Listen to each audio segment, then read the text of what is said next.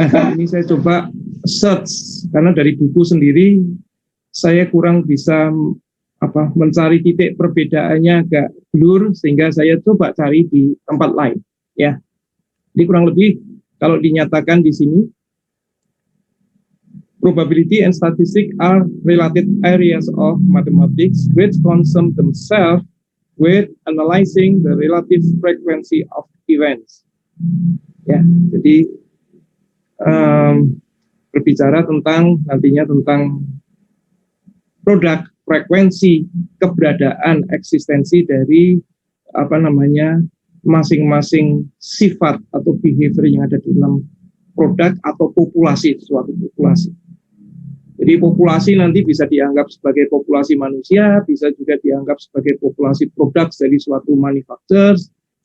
Ya, still there are fundamental difference in the way they see the world. Ya, jadi kalau probabilitas itu adalah deals-nya dengan meramalkan ya di future events.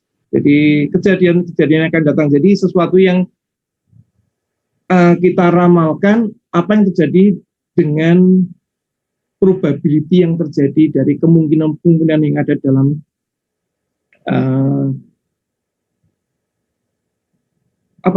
populasi tersebut,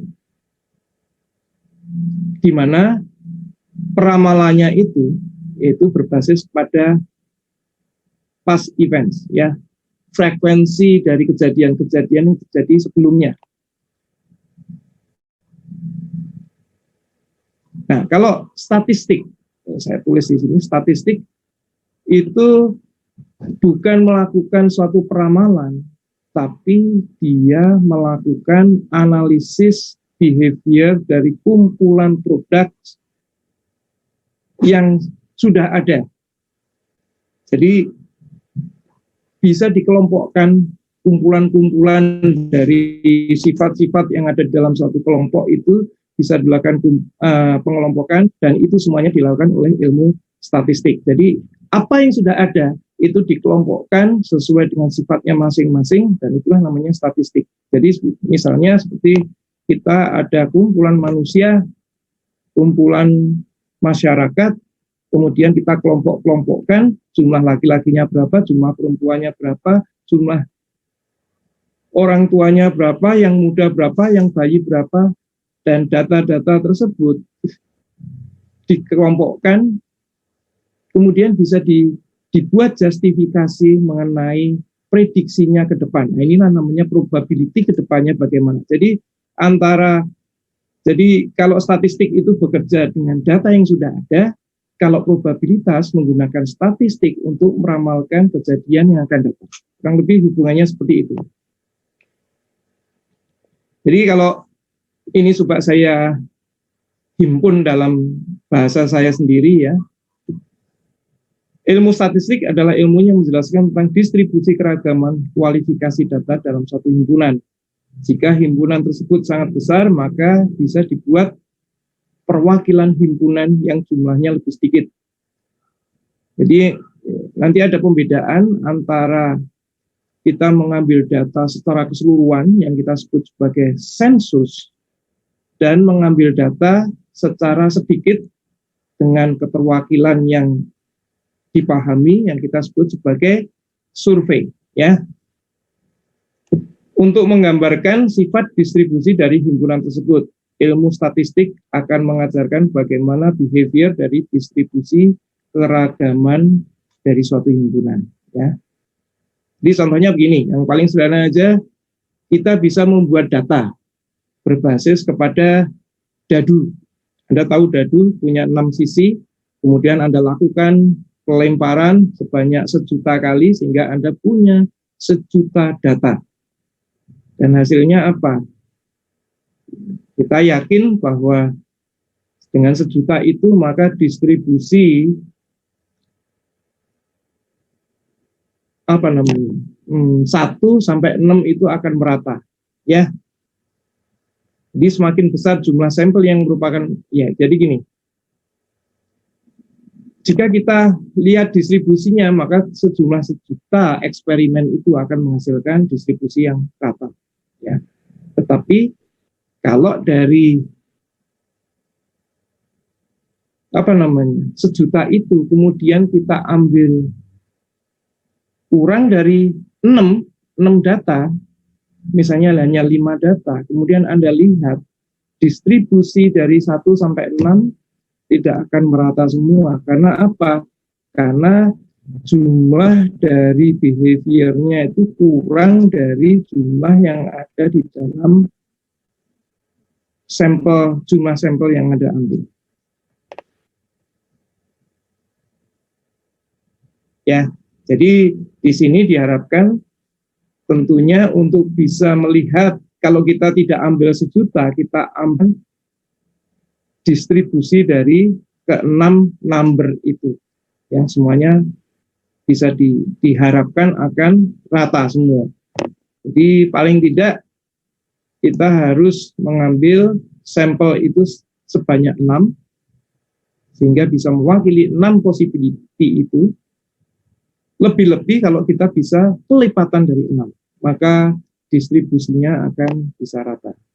Ya, kurang lebih seperti itu. Nanti teknik bagaimana kita mengambil sampel dan sebagainya itu termasuk yang diajarkan. Ini adalah contoh-contoh bagaimana mengambil sampel tidak bisa sembarangan. Ya, jadi survei juga tidak bisa sembarangan. Ini banyak sekali contoh survei Indonesia, tapi melakukan surveinya hanya di suatu kabupaten atau di suatu provinsi yang belum tentu melengkapi merepresentasikan kondisi keseluruhan Indonesia, misalnya seperti itu. Oke, yang ketiga, jadi intinya ilmu statistik menggambarkan distribusi keberagaman kualifikasi data yang sudah ada ya. Sedangkan ilmu probabilitas, sebentar saya geser dulu, adalah ilmu yang menggambarkan bagaimana kejadian memiliki kecenderungan untuk memunculkan berbagai keragaman hasil akhir di masa mendatang. Dan harapannya kondisi probability-nya pasti akan mengikuti tren yang sudah ada dan sudah diramalkan oleh si statistik, ya, data statistik.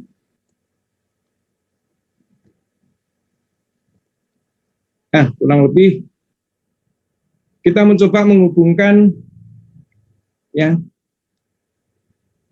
membedakan sekaligus menghubungkan antara probabilitas dan statistik. Nah, kita lihat, kalau kita awali dengan adanya data, namanya population or products, ya. Ini bisa manusia, bisa produk manufacturers, bisa apapun. Suatu himpunan, pada saat awal untuk mengetahui himpunan itu, kalau himpunannya adalah himpunan yang aktif, artinya hidup, artinya setiap saat berubah, maka perlu dilakukan namanya bukan random samples, tapi adalah sampel keseluruhan yang kita sebut sebagai sensus. Jadi kalau ada sensus penduduk, itu tujuannya adalah mengambil data keseluruhan sehingga bisa menjadi basis data nasional, ya.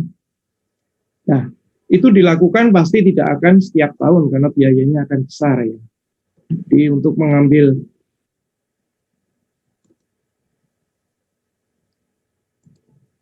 data dari mass population ini tidak bisa dilakukan setiap tahun. Jadi mungkin 5 tahun sekali atau 10 tahun sekali.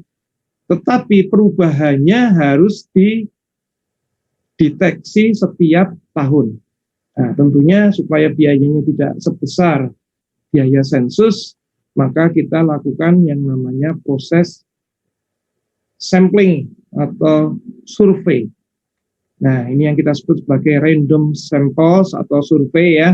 Dan tentunya ini harus memenuhi persyaratan randomness. Jadi randomnya itu harus diwakili. Artinya jangan hanya mengelompok di suatu daerah, jangan hanya mengelompok di milenial saja, kelompok milenial saja, atau di kelompok apapun, ya. Jadi semuanya harus terwakili. Jadi kalau kita punya kelompok-kelompok yang memiliki frekuensi number atau jumlah di dalam setiap sifatnya itu harus bisa diwakili sesuai dengan persentasenya. Ini yang kita sebut sebagai ini. Kemudian ya, kita lakukan namanya statistical distribution data analysis ya. Dari data yang dihasilkan ini, kemudian pemerintah namanya, atau kalau pabrik misalnya, bisa mendeteksi, oke, dengan kondisi perubahan ini akan terjadi apa? Populasi produksi dengan perubahan apa misalnya? Defeknya misalnya. Karena adanya perubahan proses di sini. Jadi semuanya bisa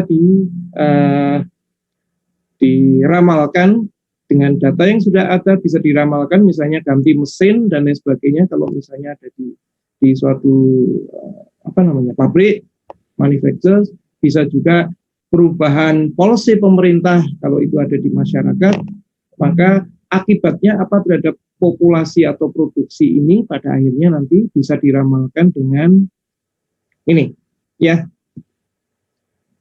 Dan ini semuanya tergantung dari data yang sudah diambil di sini. Jadi semuanya sangat tergantung. Jadi saya harapkan bisa memberikan gambaran bagaimana hubungan statistik dan proses probabilitas di sini ya. Consideration dari probabilitas. Nah, oke, sebelum saya lanjutkan ada pertanyaan mungkin?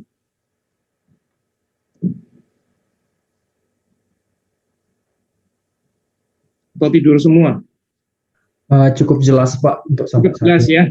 Misalnya nih gambaran saja, belum ada math-nya, tapi paling tidak kita harus paham dulu konsepnya ya. Nah, sekarang statistik. Ilmu statistik itu adalah ilmu mendapatkan informasi ya, informasi mengenai behavior. Saya sebut behavior. Setiap kelompok memiliki behavior.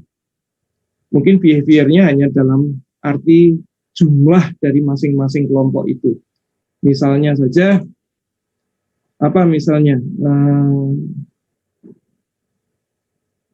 masyarakat ya. Kita kelompokkan ada laki-laki, ada perempuan. Ya, namanya behavior laki-laki, behavior perempuan. Ini bisa menjadi data sendiri. Kemudian ada juga tanpa melihat gendernya, bisa umur berapa. Yang sebelum remaja, dewasa, dan lansia. Ya, semuanya bisa dihitung dan itu bisa dikelompok-kelompokkan sesuai dengan keinginan kita, tujuan kita nantinya. Jadi dengan data itu kita bisa tahu misalnya untuk vaksin misalnya, oh yang sudah lansia itu sekian ya, berarti lansianya perlu. Yang harus divaksin itu umur misalnya 18 sampai 59 tahun. Dari situ datanya sudah bisa diketahui semua, diramalkan semua. Jadi tahun depan anak-anak yang 17 tahun pasti akan menjadi 18 tahun, itu yang termasuk akan divaksin misalnya. Jadi itu yang akan digunakan untuk itu. Nah,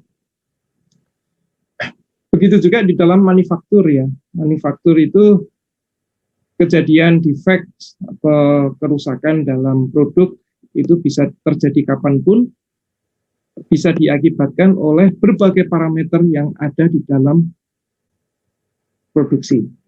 Ya. Jadi di dalam produksi itu ada beberapa misalnya? Ada beberapa batch. Sedangkan setiap batch-nya ada beberapa mesin yang saling terhubung secara serial. Ya, dan masing-masing itu mempunyai probabilitas untuk rusak masing-masing, ya, mempunyai ketidakkonsistenan dan lain sebagainya. Nah, dengan statistik ini diharapkan data yang sebelumnya itu bisa meramalkan mesin mana, batch mana yang harus di pay attention, harus diperhatikan supaya produksinya selalu baik ya. Jadi statistik ini salah satunya dipakai untuk quality control di dalam proses manufaktur ya. Jadi setelah kita melakukan sensus dari produknya, setelah itu dilanjutkan dengan apa yang disebut sebagai survei atau sampling data. Jadi kalau setiap saat misalnya suatu pabrik, misalnya Samsung memproduksi HP ya, yang dikeluarkan setiap saat, setiap seminggunya misalnya 200.000. Mungkin pada saat awal mempelajari distribusi defects-nya, itu mungkin harus dicek semuanya, yang butuh waktu panjang. Tahu sifat-sifat dari masing-masing batch produknya, kemudian bisa dilakukan suatu, tidak perlu harus dicek semuanya, setiap produk 200.000, tidak usah ini lagi selanjutnya, betul kan? Hanya diambil mungkin 1.000 saja, atau bahkan mungkin 100 saja, selama kita bisa menjaga, ini yang kita sebut sebagai degree of confidence, bahwa dengan mengambil 100 saja, 100 produknya itu yang dari 200.000 itu, saya bisa yakin CEO pabriknya itu bisa yakin bahwa dengan 100 produk yang diambil itu sebagai sampel untuk dites, itu mewakili ke 200.000 produk yang dihasilkan. Nah, ini yang perlu pembahasan lebih lanjut ya. Confidence sewaktu mengambil tadi representation sampel. Jadi kita tidak boleh samples yang diamati itu hanya dari satu batch saja. Misalnya ada 4 batch, berarti masing-masing batch hanya 50.000 produk, tidak bisa diambil dari batch satu saja, semuanya harus terwakili. Bahkan waktu menghasilkan, kalau produknya itu dalam 1 minggu misalnya, dan dia produk itu keluar setiap 3 hari sekali misalnya, maka setiap 3 hari itu harus ada sampel yang harus diambil ya. Jadi kurang lebih ini masalah perwakilan, dan yang tahu nantinya adalah operator pasti, bahwa saat kapan saja supaya bisa merepresentasikan sampel tersebut. Kemudian kita juga perlu memahami sewaktu mengambil, ini masih terkait dengan statistik ya, jumlah sampel itu akan terkait dengan ketelitiannya. Ya, seperti tadi saya katakan, melempar dadu yang ada 6 data, 6 behavior, kita tidak bisa mengambil datanya hanya 2, bisa mewakili ke-6-nya.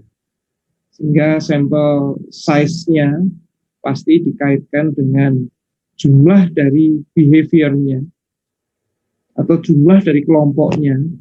Setelah itu, kalau itu minimal, pasti akan lebih kurang pantas, lebih baik dijumlahkan. Jadi lebih baik jumlahnya berlebih kan. Cuma berlebih berarti cost-nya akan tinggi. Jadi kurang tingkat trade off ya, semakin tinggi berarti biaya produksinya naik kan, karena proses quality control-nya semakin tinggi.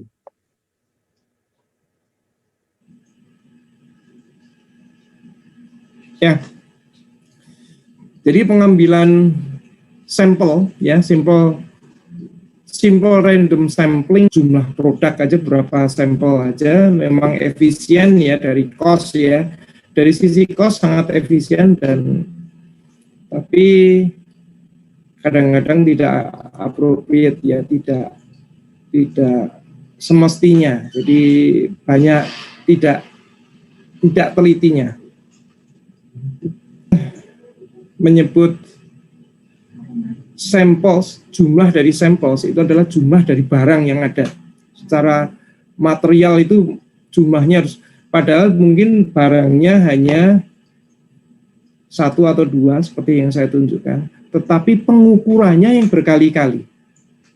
Jadi number of samples-nya itu adalah number dari pengukuran yang dilakukan berkali-kali. Jadi bukan hanya sekedar jumlah sampel hardware-nya saja, jumlah barangnya, tapi juga jumlah dari number of testing-nya. Contohnya ini.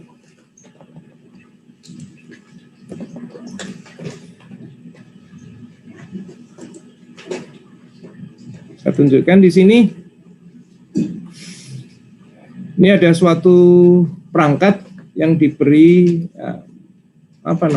perangkat diberi pengaman, misalnya bisa aja mobil, bisa aja apapun. Yang satunya diberi coating ya, satunya tidak ya.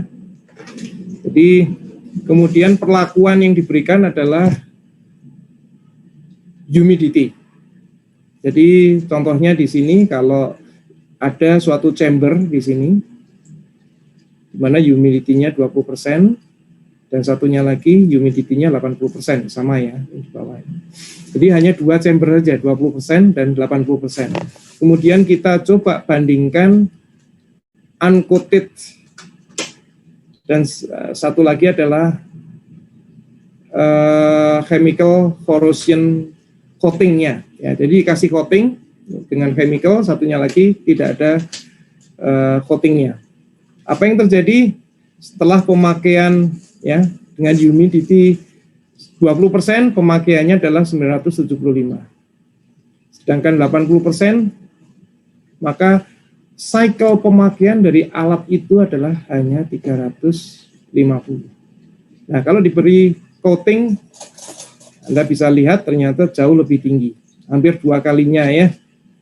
Ini juga bahkan untuk 80% dia tidak langsung drop, memang menurun memang jumlah cycles-nya, tapi dia tidak langsung drop seperti tanpa coating seperti ini. Jadi bisa Anda bayangkan, mungkin kita hanya menggunakan minimal 4 atau mungkin 8 atau 16 device, kita bisa melakukan eksperimen seperti ini. Sedangkan datanya sendiri yang jumlahnya sampai ribuan ini bisa kita lakukan dengan cara eksperimen yang repetition. Ya, jadi number dari eksperimen, jadi number dari statistik itu tidak harus diwujudkan dalam bentuk benda ya, tapi bisa juga numbers dari jumlah eksperimennya. Ya, ini jumlah eksperimennya ini. Jadi di sini mungkin cukup masing-masing ini diwakili oleh 4 alat yang sama semuanya, dianggap sama semuanya, maka kita bisa mendapatkan mengenerate data sebanyak ini.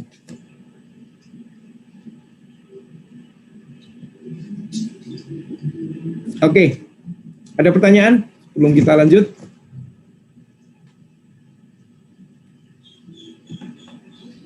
Enggak ada Pak, sudah cukup jelas. Cukup jelas. Oke, kita tadi sudah bicara tentang statistik dan probabilitas ya. Nah, sekarang kita ingin mendalami sedikit dasar dari statistik ya. Statistik adalah bicara tentang kumpulan data ya. Data biasanya dinyatakan kalau dalam statistik pasti dalam bentuk value ya. Jadi dalam bentuk kuantitas, bukan kualitas. Semua kualitas pun harus dikuantisasi.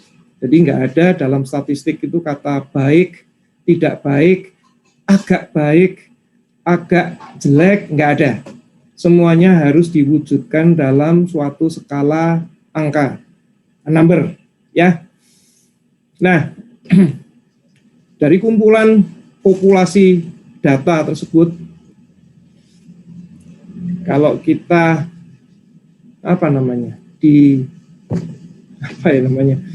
kita punya suatu yang mudah mungkin saya gambarkan suatu garis ya, skala. Nah, data-data kemudian itu kita sebar dalam skala tersebut sesuai dengan proporsinya masing-masing. Mereka akan menempati skala-skala itu. Mungkin nilai 2 ditempatin oleh 3 sampel, nilai 3 ditempatin oleh 5, nilai 4 mungkin tidak ada, nilai 5 mungkin ditempati 10, dan lain sebagainya. Sehingga ada distribusi nilai dari suatu variabel. Jadi dari populasi tersebut kita gambarkan dalam satu variabel, misalnya X, ya, dimensi X.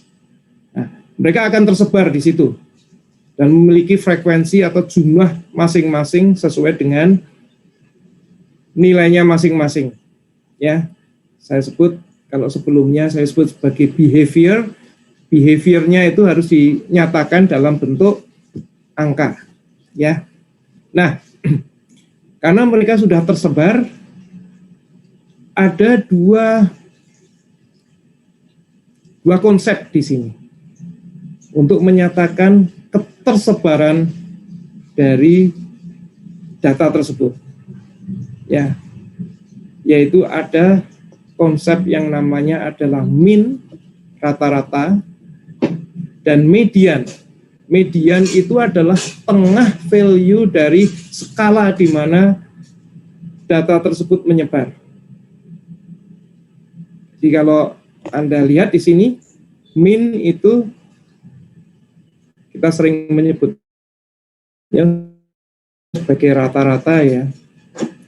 Seluruh data kita jumlahkan, kemudian kita bagi, ya. Nah, data-data ini mungkin memiliki ini yang sama, ya. Mungkin X1 dan X2 itu sama, misalnya nilainya adalah 2. X3 itu mungkin nilainya adalah 5. X4 dan X5 mungkin sama, atau X6 sama X9 sama. Nah, itu kalau kita jumlahkan semuanya, dibagi terhadap jumlah dari datanya sendiri, itu merupakan rata-rata dari keseluruhan value di data tersebut di dalam sebarannya itu. Jadi ibaratnya ini kan menghitung kerapatan, titik kerapatan dari suatu sebaran. Nanti akan kita sebut sebagai center of gravity. Nah, berbeda dengan mean, kalau median, misalnya data sebarannya itu dari nilai 0 sampai nilai 20. Padahal datanya banyak merapat di nilai antara 1 dan 5. Ini tidak berarti. Kalau mean, pasti nilainya adalah di sekitar 1 sama itu. Karena gravity-nya di situ. Tapi kalau median, kalau datanya itu paling kecil 0 misalnya atau 1 dan paling besar adalah 20, maka medianya adalah 1 ditambah 20 dibagi 2. Jadi kurang lebih di tengah skala dari sebaran data statistik tersebut. Clear, ya? Jadi biasanya dinyatakan dalam, kalau N-nya adalah odd atau ganjil, jadi misalnya dari 0 sampai 20 atau 1 sampai 20, kalau 1 sampai 21. Nah, 1 sampai 21 itu adalah ganjil. Maka kurang lebih siapa namanya? Median itu ada di nilai tengahnya, ya. Jadi XN plus 1, ya, per 2. Sedangkan kalau dia even, jadi gini, sorry.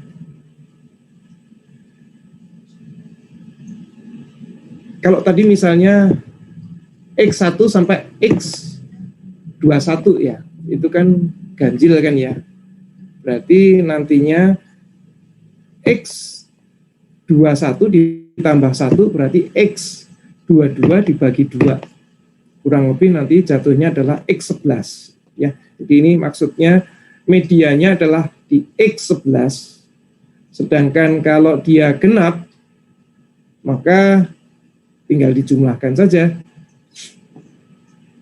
Setengah dari xn per 2 ditambah xn per 2 ditambah 1. Ya, kurang lebih di antara di tengah-tengah, di tengah-tengah persis kurang lebih. Jadi kalau misalnya jumlah datanya adalah X1 sampai X20, berarti medianya adalah bukan 10, bukan 11, tapi dia adalah 10,5. Kurang lebih jatuhnya nanti seperti itu. Dijumlahkan seperti ini. Ya. Baik, kita lanjutkan. Jadi, seperti yang sudah saya sebutkan sebelumnya, mean itu adalah center of data gravity. Jadi kalau kita mencari kalau kerapatan dari mass-nya itu adalah, ya, disitulah letak dari mean-nya, dari volume itu. Sedangkan median adalah scale-nya, di tengah dari scale-nya.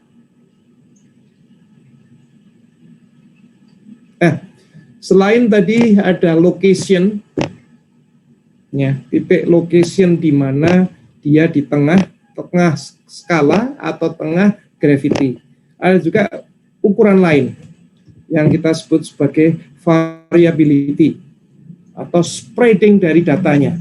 Nah, tentunya di dalam itu ada data yang menyempit ke arah center of value-nya, ada juga yang menyebar. Ini yang merupakan sifat dari statistik sebaran populasi tersebut. Ya. Nah, ukurannya apa? Ukurannya adalah variance di sini. Jadi setiap data, ya, setiap data itu diminuskan atau dikurangkan. Jadi distance dari setiap data terhadap center gravity-nya. Ini kan X cap ini adalah center gravity. Jadi distance dari ini kalau kita kuadratkan, kemudian dibagi dengan N-1. Kalau N-nya besar sekali, N-1 itu sama dengan N-nya. Ini kalau kita jumlahkan semua, ini merupakan sample variance atau variance dari sebaran tersebut. Semakin besar S kuadratnya, semakin besar variance-nya, maka datanya itu tidak mengerucut di tengah, tapi menyebar luas di sekitar titik tengahnya.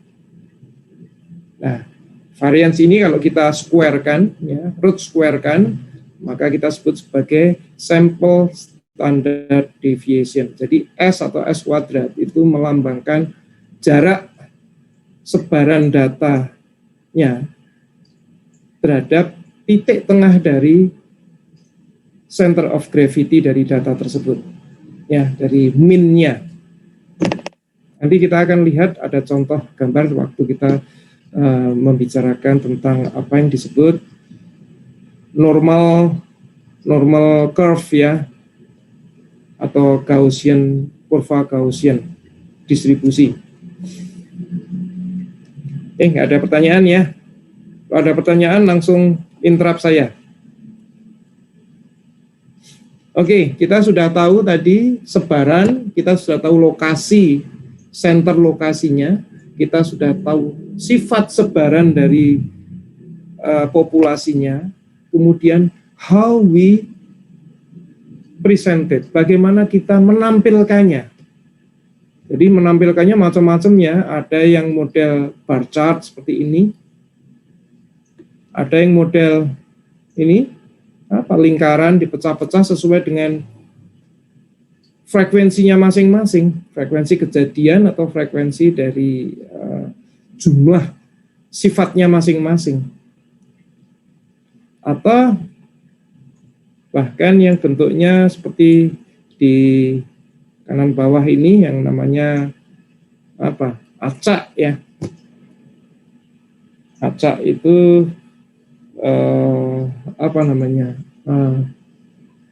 scattered data. Dan biasanya ada berbagai macam teknik di mana kita mengambil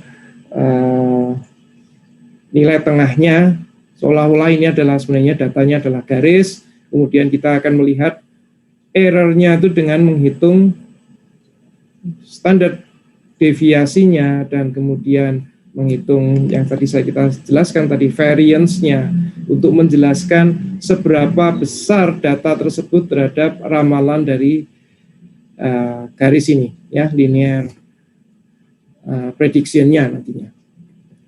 Oke, kita lihat di sini. Jika Anda menggunakan, saya mengulang lagi, kalau Anda menggunakan dadu, Anda lempar, Anda hitung, maka Anda akan dapat nilai 1, 2, 3, 4, 5, 6. Ya, kalau dilakukan ribuan kali, jutaan kali, maka Anda akan mendapatkan frekuensi yang sama semua, flat, ya, dan rata. Nah, datanya jelas 1, 2, 3, 4, 5, 6, namanya data discrete. Tidak ada data 1,5, 1/3, atau 2,5, atau 2,7, tidak ada. Jadi ini yang kita sebut sebagai data discrete. Karena adanya adalah 1, 2, 3, 4, 5, 6. Berbeda jika data yang ada itu adalah data dalam bentuk tidak diskrit ya, continuous. Seperti yang kita gambarkan di sini. Dan untuk mempermudah biasanya seperti ini. Terus kita kelompokkan di sini. Kalau ada banyak data, misalnya di situ ada 2 data, di antara 1,5 sampai 1,9 ada 2 data. Dari 2,0 sampai 2,4 ada 1 data, dan seterusnya. Yang di sini ada 4 data, dan seterusnya. Ini bisa kita diskritkan. Jadi yang tadinya continuous, dari 1,5 sampai 1,5 dan 1,9 bisa 1,65, bisa 1, yang satunya lagi 1,83 misalnya. Ini kan continuous ya. Tapi kalau kita kelompokkan, itu menjadi satu kelompok yang kita namakan kelompok discrete. Jadi ini adalah pengubahan dari continuous ke discrete. Kita untuk mempermudah dalam merepresentasikan data tersebut. Dari bar chart ini bisa nyatakan dalam bentuk seperti ini dan lain sebagainya sesuai dengan keinginan Anda. Contoh-contohnya banyak. Nah, sering kali kita melakukan kalau datanya banyak sekali, dalam benak kita selalu kita punya anggapan, meskipun tidak semuanya benar, kalau kondisinya adalah semua kondisi alam itu adil ya, ada kecenderungan ke kanan atau ke kiri saja. Kalau kondisinya adil, itu kita bisa selalu beranggapan bahwa data itu pasti ada di tengah. Data yang terbesar pasti ada di tengah. Jadi yang terbesar itu menyatakan kurang lebih adalah nilai yang bisa kita percaya dari keseluruhan data tersebut. Jadi kalau misalnya di dalam suatu kelompok, untuk memutuskan sesuatu kan kita menghitung average-nya. Kira-kira kemana sih? Nah, nilai average value tersebut itu adalah center of gravity dari populasi tersebut. Nah, tentunya kan tidak semuanya ada di tengah semua. Bahkan mungkin tidak ada yang di tengah, cuma mereka mengelompok sehingga mendekati ke tengah. Nah, kita mencoba melihat spreading dari datanya. Itu dengan cara tadi standar deviasi atau dengan yang saya katakan dengan variance-nya. Ya.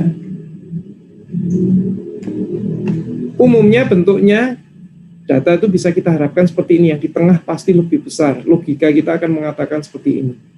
Tidak mungkin yang di pinggir sini akan lebih besar di tengah. Kalau di pinggir sini lebih tinggi daripada yang lain, jadi peak-nya ada di kiri, terus ini ke kanan, justru itu harus menjadi pertanyaan waktu kita melakukan assessment data dari populasi itu.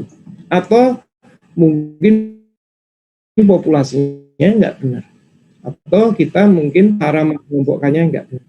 Jadi dalam benak kita tetap harus berpikiran bahwa yang di tengah itu adalah merupakan yang terbesar harusnya. Hanya distribusinya bisa macam-macam. Coba Anda lihat di bawahnya ini. Ini namanya Gaussian atau normal.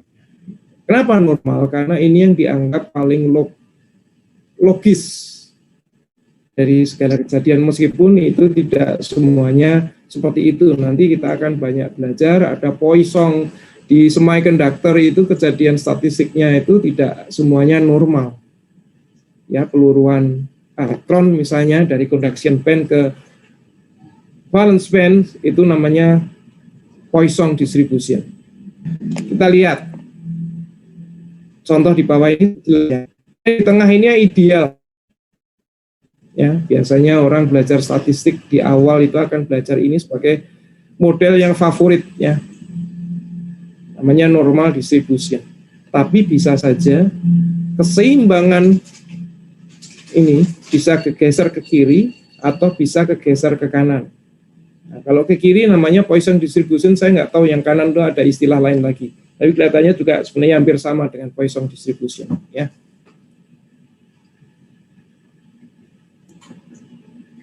Ada pertanyaan? Nah, ini disebut sebagai skewness of data, ya. Gak apa-apa, tapi biasanya data itu punya kecenderungan yang di tengah ini, center of gravity ini ya di tengah ini. Masalahnya di kiri atau kanannya asimetrik atau enggak, itu yang harus menjadi bahan diskusi lebih lanjut, ya. Nah, sekarang kan diskusinya begini. Ini kan bisa tajam, ya, normal distribution curve-nya itu kan bisa tajam, bisa juga landai. Nah, tajam landainya ini tergantung dari nilai standar deviasi atau variance dari kumpulan data tersebut. Artinya distribusinya bagaimana? Kalau tajam seperti ini, artinya distribusinya semuanya dekat dengan senternya, dengan itunya. Jadi kepercayaan pada datanya itu besar, bahwa oh data itu adalah benar. Jadi dalam eksperimen Anda punya banyak data, juga Anda akan banyak data yang bisa kita anggap benar adalah data yang swingnya itu mendekati senternya, kan. Karena senternya itu adalah data yang bisa kita percaya itu sebenarnya nilainya. Cuma kanan kirinya itu kan error atau noise. Kalau di telekomunikasi kita menyebutnya noise, tapi kalau di dalam statistik diskrit seperti ini, ya, classical statistik seperti ini kita sebut sebagai error. Noise dan error sama. Oke, saya lanjut. Ada pertanyaan nggak? Silakan interrupt saya.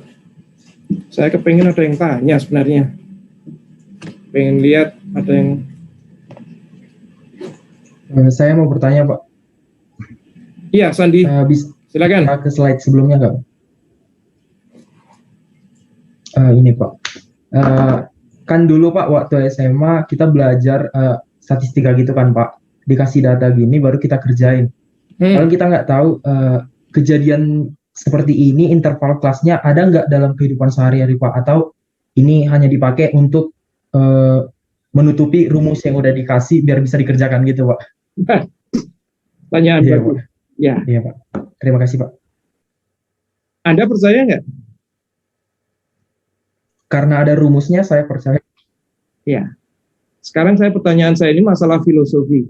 Kalau semuanya kan tadi kita gambarkan normal curve tadi. Anda percaya nggak normal curve itu terjadi? Jadi kalau itu dikumpulkan punya nilai tengah, data itu kalau Anda melakukan eksperimen, Anda punya data, ya, kemudian Anda ambil datanya itu Anda rata-ratakan, oke, Anda dapat nilai tengah. Terus kalau Anda bikin curve, Anda kira-kira bisa percaya nggak dengan cara averaging seperti itu? Kan idenya seperti itu aja. Kalau Anda percaya, oke, saya percaya dengan di rata-rata berarti ya di tengah itu. Betul kan? Kanan kirinya itu adalah namanya spreading-nya kan, deviasi dari kesalahan. Nah, orang-orang kakek nenek kita zaman dulu pinter-pinter, mereka tuh sudah mendevelop itu. Kalau di sekitarnya itu ternyata probabilitasnya juga tinggi juga, itu yang kita sebut sebagai apa namanya, spreading yang terlalu besar. Artinya data tengah Anda itu tidak bisa dipercaya. Saya katakan tadi kan, kalau variance-nya besar, artinya spreading, jadi dia tidak runcing tapi tumpul, artinya kita tidak percaya kepada sekumpulan data Anda. Jadi kalau Anda misalnya eksperimen, contohnya Anda mengukur suatu tegangan, ya, Anda ukur sekarang 220, semenit kemudian 200 volt, kemudian 240, terus diukur terus seperti itu. Ternyata range-nya dari 200 sampai 240. Kalau di rata-rata tegangannya berapa? 220. Tetapi karena data yang Anda ukur itu spreading-nya luas, Anda tidak percaya kan bahwa tegangannya 220. Spread-nya terlalu luas. Sehingga kita katakan kualitas tegangan yang Anda ukur, kalau kita percaya pada alat ukur Anda, maka kita bisa curiga pada tegangan PLN-nya yang nggak benar, ini naik turun. Berbeda kalau Anda mengukurnya datanya adalah 220, 219, 218, 222, dan sebagainya, tinggal di rata-rata menjadi itu. Sewaktu Anda bikin curve-nya, Anda akan dapatkan, oh ternyata dia meruncing di 220. Anda percaya di situ karena perhitungannya itu mendekati itu.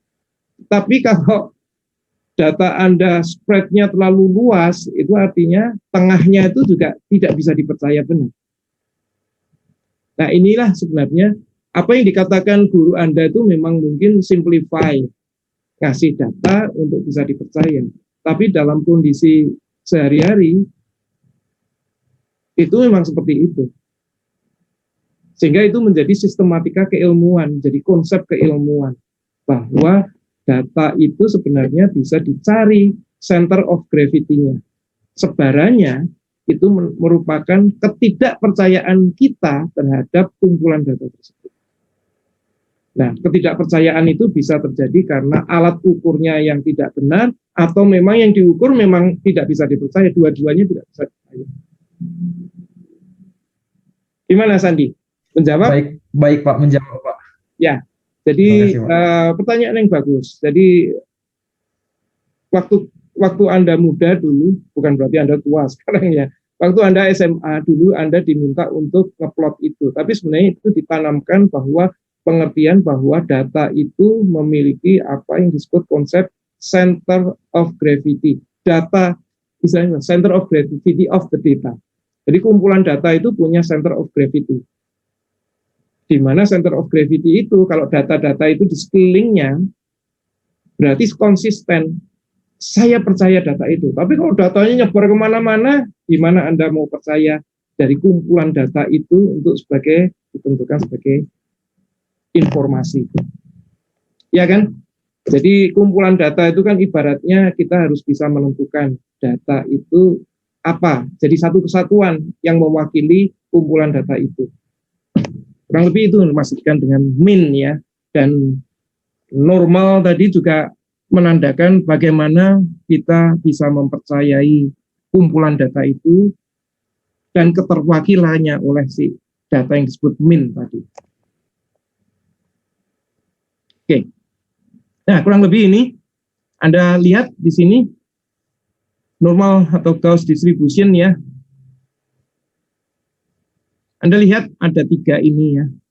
Di sini yang biru ini kepercayaan kita adalah sangat tinggi. Ditunjukkan oleh variance yang sangat kecil.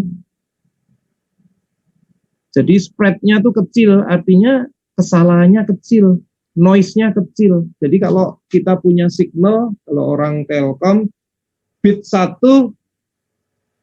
ini pasti bit 1, bukan bit 0. Gitu kan? Jadi kita percaya, jadi detektor kita tuh percaya bahwa ini pasti bit 1, bukan bit 0. Dan seterusnya, karena kita menentukan 1 dan 0 aja kalau di dalam telekomunikasi. Kurang lebih itu. Nah, kalau variance-nya atau noise-nya semakin membesar, Anda lihat ini, ya semakin menurun, tapi datanya spreading kan. Spreading-nya itu karena di sini adalah data. Misalnya kalau di sini 1, di sini 0. Sorry. Ini kan ada, ini menyatakan satu nilai ya. Ini nilai 0, bit 0, misalnya ada bit 1. Jadi kalau dia tajam, kita bisa membedakan dengan mudah mana bit 1, terus, kok jadi putus.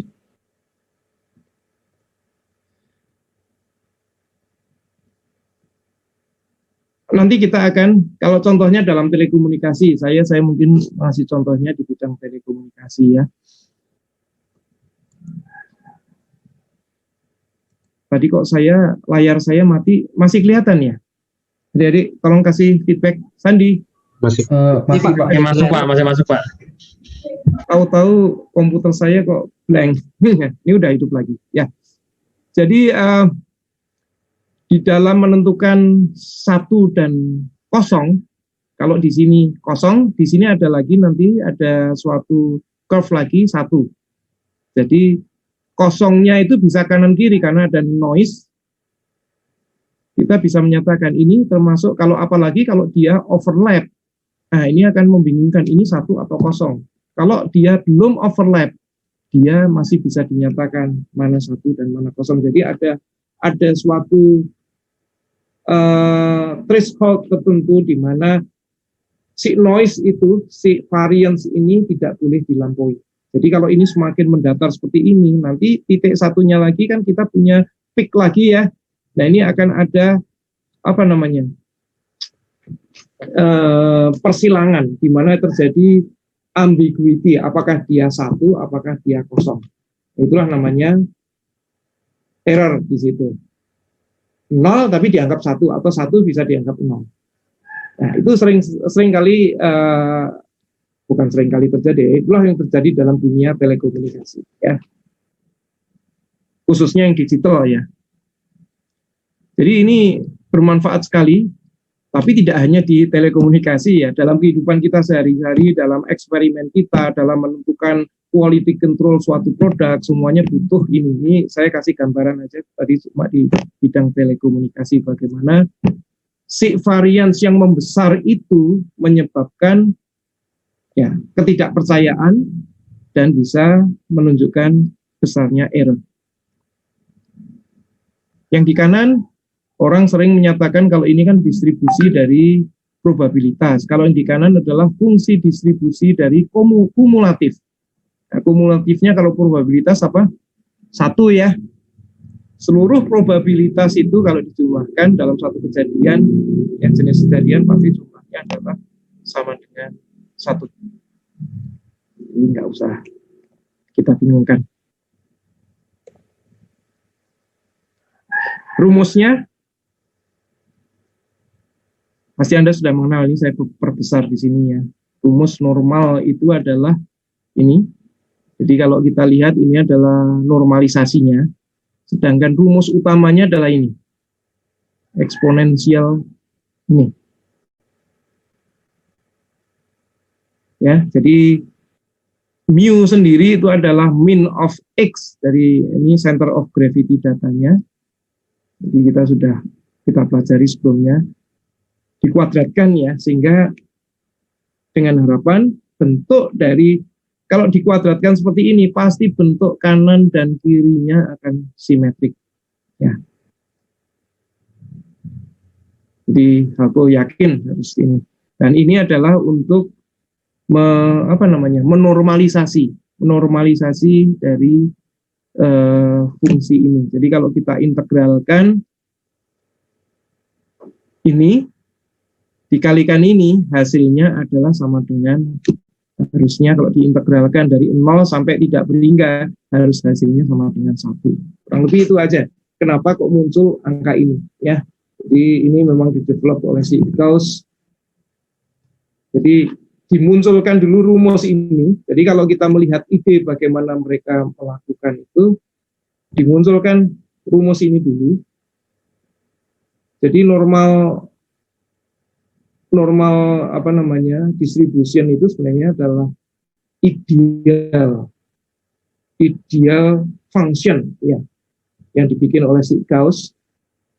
Jadi kejadian sendiri belum tentu akan mengikuti ini, tapi keseimbangannya rasanya akan mengikuti hukum ini. Dan ini adalah parameter normalisasinya. Karena kalau diintegralkan dari 0 ke tidak berhingga, dia nilainya adalah kebalikan dari ini. Pasti adalah tau akar 2pi. Sehingga harus dibagi ini, sehingga hasil totalnya adalah sama dengan 1. Ya. Nah, ternyata sudah berbusa saya. Terima kasih, ya.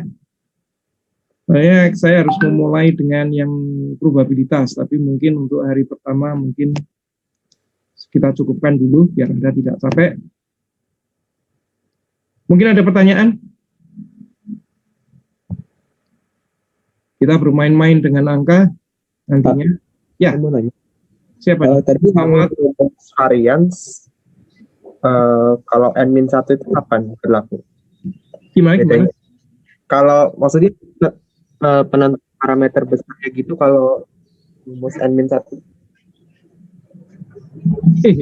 Saya minta maaf, suaramu agak putus-putus. Saya tarik ke atas lagi ya. Varians. Anda tanya varians kan? Gimana? Itu untuk, maksudnya n-1 itu kan berlaku untuk data yang kecil. Kalau n-nya besar itu bagaimana, Pak? Kalau n besar berarti n saja.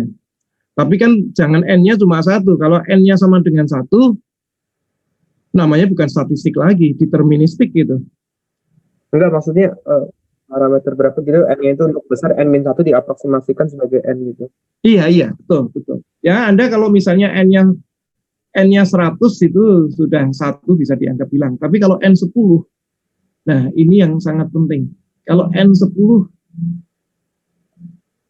akan sangat signifikan satunya itu, sehingga biasanya masuk ke situ. Oh, berarti masuk perhitungan ya? Masuk perhitungan. 100 gitu dan, ya? Dan n-nya misalnya 20, kalau saya rasa sebenarnya n20 mungkin bisa dihilangkan. Ini tergantung dari wisdom kita. Ya kan? Bagaimana kita mendekatkan. Jadi ada orang yang mengatakan atau requirement dari dosennya n yang tetap dianggap ya n25 misalnya. Jadi sampai sama dengan 25 itu harus dikurangi 1. Tapi di atas itu mungkin bisa kan tergantung dari ininya ya, wisdom kita dalam pembulatan dan lain sebagainya. Ya. Ya Pak, makasih ya Pak. Yeah. Oke, aturan main kita, saya akan memberikan PR seminggu sekali. Jadi PR-nya nanti saya kasihkan di hari Kamis. Ya, saya juga sambil belajar buku ini. Saya terakhir ngajar kuliah ini tahun 2007. Ya, statistik, tinggal begitu saya ditugasi seminggu yang lalu saya harus digging semuanya, mengingat apa yang sudah saya ajarkan, karena bayangkan 13 tahun yang lalu dokumennya aja sudah, waktu itu kan belum ada digital ya. Kertas semua saya cari-cari susah. Jadi ya kita belajar bersama-sama. Tapi tentunya saya belajar menduluin Anda pastinya. Oke, teman-teman. Saya mau nanya Pak. Siapa ini? Siapa namanya biar saya? Azam, Pak. Azam, ya. Silakan Azam. Ya, mau nanya bagian representatif data, Pak, kan kita buat data representatif kan nggak bisa dari jumlah sampelnya juga kan ya Pak, tapi juga harus mencakup semua bagian yang mau kita cek itu. Nah, Iya. kira-kira untuk metode-metodenya itu gimana Pak? Gimana ya Pak untuk bagian kedua memastikan data dari semua bagian itu dapat? Ya, pertanyaan bagus. Itu istilahnya adalah keterwakilan, parameter keterwakilan. Itu kan maksud Anda? Iya betul Pak. Ya, keterwakilan itu yang dulu saya pelajari. Itu juga harus ditentukan oleh sensusnya. Jadi kita tidak bisa melakukan survei berbasis kepada sesuatu yang belum kita ketahui. Supaya adil kan survei itu kan harus punya gambaran behavior atau beberapa parameter yang ada di dalam itu. Jadi seperti misalnya kita akan melakukan survei tentang apa ya? Mungkin politik. Nah, politik nasional. Setiap daerah berbeda-beda. Setiap daerah kekuatan partainya berbeda-beda. Partainya kan ada yang kuat di Jawa Barat, ada yang kuat di Jawa Tengah, Jawa Timur, dan lain sebagainya. Dan preference dari masyarakatnya juga berbeda-beda. Sehingga kita tetap harus melihat awalnya, data awalnya sebelum kita melakukan survei. Sampling itu kan survei ya, sama ya. Kalau kita sering menyebut survei itu untuk manusia ya, tapi kalau sampling itu untuk produk atau barang ya. Itu harus kita ketahui dulu sifat sebelumnya, parameter-parameter sebelumnya. Jadi misalnya partai A, partai B, partai C, ini kan terwakili jumlahnya berapa saja. Terus di daerah tertentu dulu yang menang apa? PDIP atau Golkar atau Gerindra atau PAN. Nah, semuanya harus digunakan itu. Kalau enggak kita bisa meleset. Jadi kita lihat misalnya di sana misalnya yang menang adalah PDIP. Atau mungkin agak susah ya kalau begitu ya. Yang ditentukan adalah keterwakilan, atau mungkin kalau politik mungkin agak ini ya, agak nanti ada yang jadi baper. Jadi kita misalnya menentukan contohnya ya, keterwakilan laki-laki dan perempuan misalnya di suatu daerah. Mungkin kalau kita survei atau sensus, jumlah laki-lakinya mungkin lebih sedikit daripada jumlah wanitanya. Sehingga sewaktu kita memberikan memberikan bahan surveinya, itu harus lebih banyak wanitanya dibandingkan laki-laki asumsinya kan. Baru hasilnya akan kelihatan nantinya. Sehingga tadi yang saya katakan bahwa data statistik awal itu dipakai untuk melakukan estimasi probabilitas ya, untuk menentukan hasil akhirnya, estimasinya. Nah, itu yang harus digunakan. Saya agak repot juga, mungkin akan saya jelaskan mungkin hari Kamis ya, contoh-contoh bagaimana kita harus mengambil sampling ini, kelompok ini harus ambil sampling berapa, kelompok ini harus sampling berapa. Atau misalnya begini, untuk mengetahui suatu preferensi masyarakat di suatu, mungkin contohnya yang paling gampang begini, suatu provinsi ya. Provinsi itu kan macam-macam kabupatennya. Kabupaten jumlahnya penduduknya juga beda-beda. Pasti sampling yang diambil itu pasti harus lebih banyak yang penduduknya banyak daripada yang penduduknya sedikit. Kurang lebih itu yang paling mudah untuk menjelaskan. Kalau saya menggunakan informasi lain mungkin agak menyulitkan. Oke, makasih Pak. Yeah. Sorry, saya jadi panjang sekali tadi, nggak ada di benak saya, tapi kurang lebih seperti itu. Jadi kalau misalnya yang padat itu Depok, maka mengambil samplingnya itu harus lebih banyak di Depok daripada misalnya di Indramayu. Kalau kita melakukan suatu pengambilan data di Jawa Barat misalnya. Kurang lebih itu aja. Jadi jangan sampai Indramayunya diambil banyak informasinya, sedangkan Depoknya malah justru cuma separuhnya. Padahal sini jumlahnya 10 kali daripada jumlah di Indramayu. Does that make sense? Azam? Ya, make sense Pak. Artinya kan kita tahu kondisi sebelumnya dulu kan ya Pak ya. Ya. Nentuin nanti gimana. Detailnya saya harus bisa ngasih contoh yang detail dulu. Kalau saya ngambil di langit aja tadi idenya malah jadi nggak nyambung. Idenya tetap harus proporsional. Nah, baru kalau nantinya kita sudah mengambil proporsional, ini yang dilakukan lembaga survei seperti itu. Sudah proporsional, ternyata hasilnya berbeda. Itulah namanya deviasi. Deviasi dari sebelumnya.